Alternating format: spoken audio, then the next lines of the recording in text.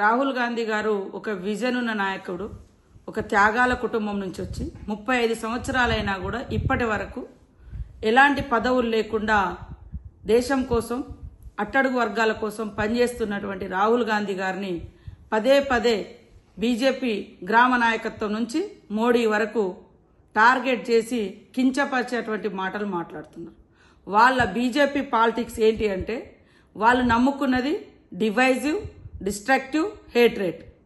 మరి మా రాహుల్ గాంధీ గారు ఒక విజన్ ఉన్నటువంటి నాయకుడుగా ఆయన ఫాలో అవుతున్నటువంటి సూత్రం, ఆయన ఫాలో అవుతున్నటువంటి ప్రిన్సిపల్స్ మరి లవ్, పీస్, అదే విధంగా ఒక ఎయిమ్ తోటి, ఒక లక్ష్యంతో మరి పనిచేస్తున్నారు.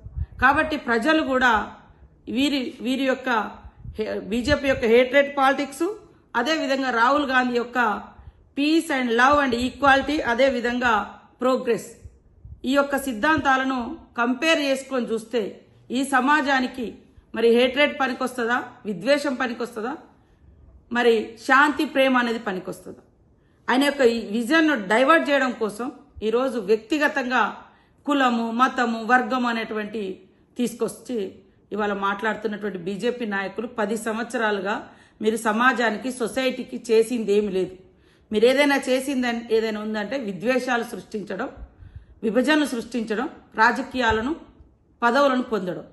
కానీ ఎప్పుడు కూడా పదవుల కోసం, రాజకీయాల కోసం పాకులాడిన కుటుంబం కాదది రాహుల్ గాంధీ కుటుంబం. పదవుల కోసం, రాజకీయాల కోసం, అధికారం కోసం తప్పుడు నినాదాలతో ముందుకొచ్చిన కుటుంబం కాదు. త్యాగాలతో, త్యాగాల వారసత్వంతో ఇవాళ రాహుల్ గాంధీ గారు, ప్రియాంక గాంధీ గారు సమాజం ముందుకొచ్చారు.